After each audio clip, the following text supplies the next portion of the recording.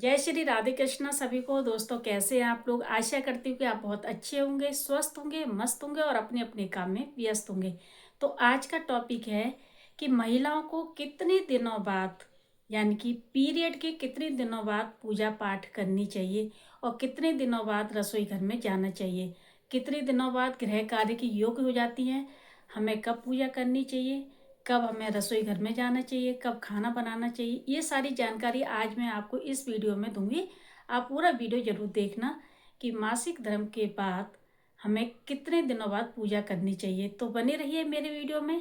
चलिए आज मैं आपको सारी बातें बताती हूँ। सभी महिलाओं के मन में आता है कि मासिक धर्म के कितने दिनों बाद पूजा पाठ कर सकते हैं। दोस्तों आपको पता है, जो महिलाओं को हर महीने जो मासिक धर्म आता है, ये एक देवता का श्राप है। उन देवता का नाम है इंद्रदेव। उनको एक ब्रह्म हत्या का पाप लगा। सारे राक्षस उनके पीछे पड़ गए और वे एक फूल में जाकर छिप गए और वहाँ पर उन्होंने 1,00,000 वर्ष तक तपस्या की। विष्णु भगवान का नाम जाप किया। विष्णु भगवान उनसे प्रसन्न होकर उनको आशीर्वाद देकर चले गए। आशीर्वाद के रूप में उन्होंने कहा कि अपने पाप को 4 हिस्सों में बांटो, साथ ही उनको आशीर्वाद दे दो। इंद्रदेव ने ऐसा सुना तो उन्होंने तुरंत अपने पाप को 4 हिस्सों में बांट दिया। पहला हिस्सा उन्होंने पृथ्वी को दिया। पृथ्वी से कहा कि मैं तुमको आशीर्वाद के रूप में, कोई ऊंची नीची जगह होगी वहाँ आप स्वतः भर जाओगी। दूसरा हिस्सा इंद्रदेव ने पेड़ को दिया, साथ ही आशीर्वाद दिया कि तुम जहाँ से कटोगे वहीं से उगोगे। तीसरा हिस्सा यानी कि पानी को दिया, यानी कि भाग, कि तुम स्वतः ही साफ हो जाओगे। चौथा हिस्सा उन्होंने महिलाओं को दिया पीरियड के रूप में, और साथ ही आशीर्वाद दिया कि तुम मासिक धर्म के बाद प्रजनन योग्य हो जाओगी। दोस्तों अगर इस तरह से हम मासिक धर्म का नियम का पालन करेंगे तो आप 3 दिन के बाद शुद्ध होकर के पूजा पाठ आदि कर सकती हैं। देखो, रजो धर्म यानी कि मासिक धर्म, जिसको हम पीरियड कहते हैं।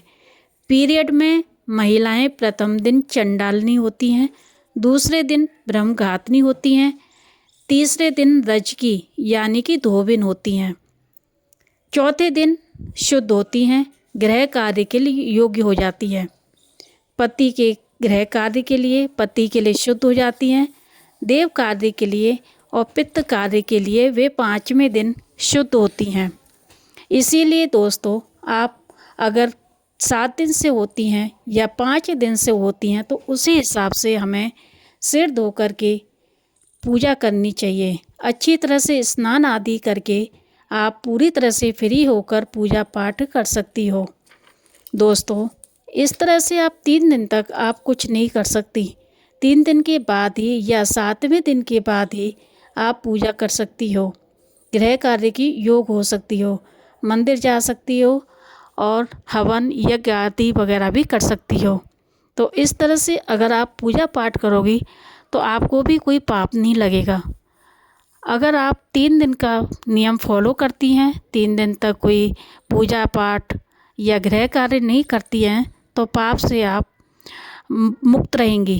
इसीलिए दोस्तों मासिक धर्म के समय, पीरियड के समय आप भगवान की पूजा ना करें, रसोई घर में न जाएं और 3 दिन के बाद ही आप पूजा पाठ शुरू कर सकती हैं, यानी कि 5वें दिन या 7वें दिन से आप पूजा शुरू कर सकती हैं।